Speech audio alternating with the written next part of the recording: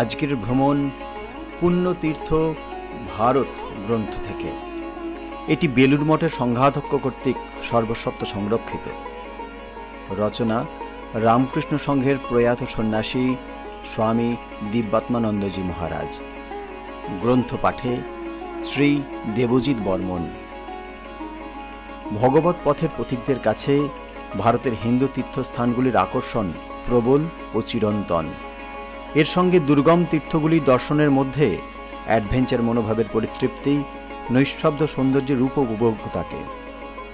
দিব্যাত্মানন্দজির বিবরণে সব দৃষ্টিভঙ্গিরই ছোঁয়া রয়েছে, তবু প্রধানভাবে ফুটে উঠেছে জ্ঞান অনুসন্ধিৎসু এক ভক্ত সন্ন্যাসীর পর্যবেক্ষণ। 1348 বঙ্গাব্দে তিনি ভারতের তীর্থাদি ভ্রমণ করেছিলেন। লিপিবদ্ধাকারী পুস্তক প্রকাশিত হয় 1370 বঙ্গাব্দে। তাই বর্তমানে স্থানগুলির রূপের বা ভাবের পরিবর্তন হয়েছে। এই পরিবর্তন মহাকালের প্রতি পদক্ষেপেই ঘটছে। নিত্য পরিবর্তন আছে বলেই এই সংসার জগৎ নামে অভিহিত। এই পরিবর্তনের কথা স্মরণ করলে বর্তমান ভ্রমণকারীর কোনো অসঙ্গতি দৃষ্টিগোচর হবে না। আপনারা শুনছেন দেবভূমি ভারত, ভারতবর্ষের অনন্য কথা।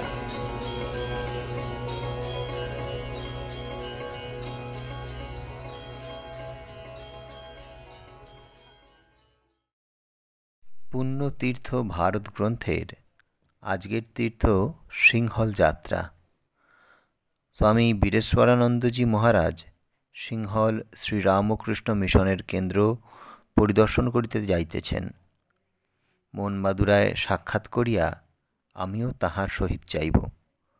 সিংহল যাইবার জন্য ডাক্তারের নিদর্শনপত্র সহ 7ই জানুয়ারি বেলা 7:30টায় ইন্দো সিংহল মেলে যাত্রা করিলাম। প্রায় 11টায় গাড়ি মনমাদুরায় আসিল। এখানে মিশনের সন্ন্যাসী স্বামী গৌরীশানন্দজির সঙ্গে দেখা হইল। তিনি সিংহল ভ্রমণ করিয়া আসিয়াছেন।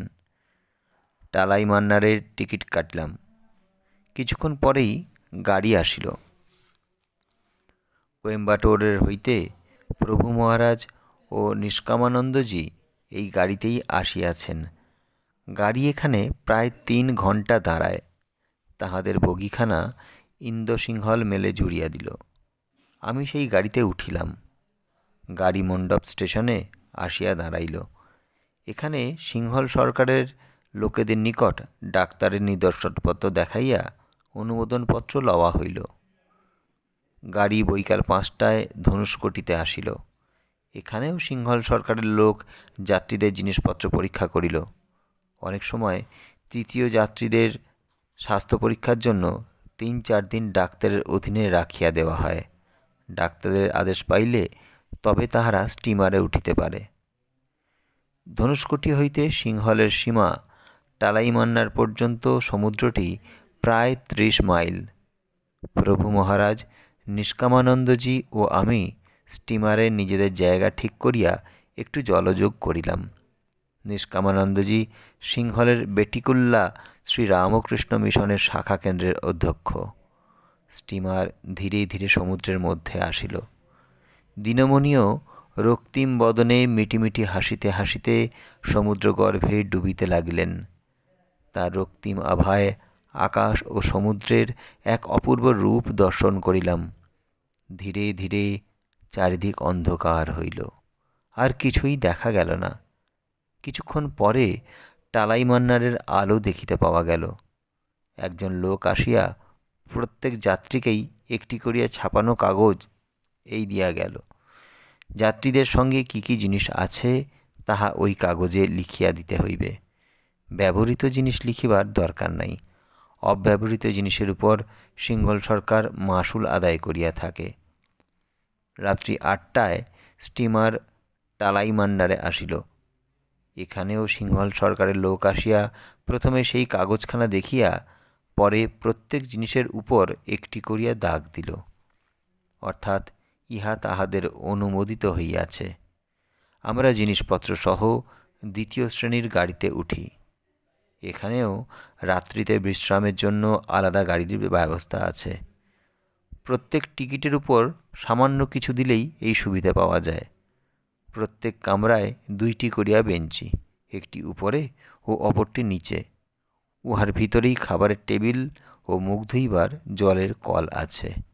আবার বেড়াইবার জন্য বাহিরের দিকে একটি বারান্দা আছে। স্টেশনটি উজ্জ্বল বৈদ্যুতিক আলোতে পরিপূর্ণ। যাত্রীগণ আপন আপন জিনিসপত্র সহ এদিক ওদিক ছোটাছুটি করিতেছে। সরকারি ও রেল কর্মচারীগণও আপন আপন কাজে ব্যস্ত। 9:30টায় গাড়ি ছাড়িয়া দিল। সামান্য আহার আদি করিয়া আমরা নির্দিষ্ট স্থানে শুইয়া পড়ি। অন্ধকারের বক্ষ বিদীর্ণ করিয়া গাড়ি চলিয়াছে। দৃশ্যে আদি কিছুই দেখিতে পাওয়া গেল না। আমাদের গাড়িখানার সঙ্গে সাধারণ গাড়ির কোনোই সম্বন্ধ নাই। নিশ্চিন্ত মনেই বিশ্রাম করিতেছি। ভাবিতেছি, কল্লপ্রভাতে কি এক নূতন জিনিসই না দেখিব। নূতন দেশ, নূতন মানুষ, সবই নূতন। শৈশবে রামায়ণের গল্প শুনিয়া দেশ সম্পর্কে একটা ধারণা হইয়া আছে। রাত্রিতে বেশ সুনিদ্রা হইল। কখন যে ভোর হইয়াছে বুঝিতেই পারি নাই। সহযাত্রীদের কণ্ঠস্বরে ঘুম ভাঙিয়া গেল। চমকিয়া উঠিলাম ও তাড়াতাড়ি জানলা খুলিয়া নূতন দেশ দেখিবার জন্য বাহিরে তাকাইলাম। দেখিলাম নূতন নহে, একই রকম। সেই গাছপালা, ঘরবাড়ি, শৈশবের স্বপ্নরাজ্যের সঙ্গে এই বাস্তব সিংহলের কোনো সম্পর্ক নাই। শৈশব স্বপ্নভঙ্গ হইল। তাহা হইল খুবই আনন্দ হইল। শত হইলেও নূতন দেশ।